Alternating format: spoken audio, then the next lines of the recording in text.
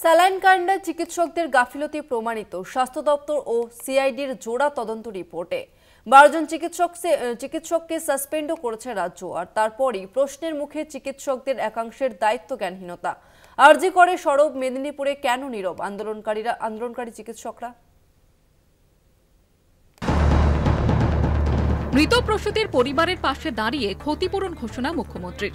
বৃহস্পতিবার কলকাতা হাইকোর্টও স্যালাইন কাণ্ডে মৃত প্রসূতির পরিবারকে ক্ষতিপূরণের নির্দেশ দিয়েছে।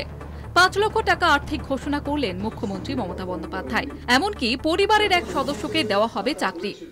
যদিও আমি মনে করি যে মৃত্যুর বিকল্প কোনো সান্ত্বনাতেই কাজে লাগে না, সাহায্যেও কাজে লাগে না, তবুও মৃত পরিবারকে আমরা 5 লাখ টাকা ও পরিবারকে দেওয়ার জন্য আমরা অনুরোধ করছি।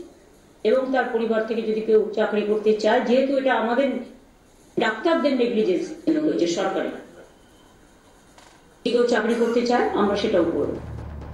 গত 8 জানুয়ারি রাতে 5 প্রসূতিকে বিষাক্ত স্যালাইন দেওয়ার অভিযোগ। মৃত্যু হয় এক প্রসূতির। বৃহস্পতিবার মৃত্যু হয়েছে আরেক অসুস্থ প্রসূতির সদ্যজাত সন্তানের। স্যালাইন কাণ্ডে স্বাস্থ্য দপ্তর ও সিআইডির জোড়া তদন্তের প্রাথমিক রিপোর্টে চিকিৎসকদের গাফিলতি প্রমাণিত হয়েছে।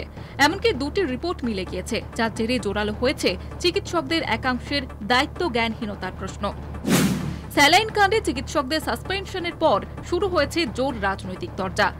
দ্বিধা বিভক্ত চিকিৎসক মহলও। অবস্থাটা নিয়ে তদন্তের নাম করে সরকার শাক দিয়ে মাছ ঢাকতে চাইছে, কিন্তু যদি সরকার মাছটা ঢাকতে পারে, শাকটাকে কি দিয়ে ঢাকবে?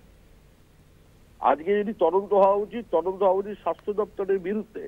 মুখ্যমন্ত্রী নিজের দায়ভার এখান থেকে এড়িয়ে যেতে পারেন না। আসল অপরাধীকে আড়াল করে মানুষের দৃষ্টিভঙ্গি ঘোরাবার এই যে চেষ্টা, এটা তো প্রশাসনিক এক ধরনের দুর্নীতি। আর মুখ্যমন্ত্রী দুর্নীতি ছাড়া কোনো কাজ করতে পারেন না, তাই করলেন। যদি কোনো ডাক্তার দোষী থেকে থাকেন তাকে কঠোরতম শাস্তি দেওয়া উচিত, কিন্তু তার মানে এই নয় যে শুধুমাত্র ডাক্তাররাই দোষী। এই প্রকিউরমেন্ট প্ল্যানটা কার ছিল? কারা অর্ডার দিয়েছিল? কারা এই ব্ল্যাকলিস্টেড কোম্পানিকে বরাদ দিয়েছিল? কোথায় কাটমানি?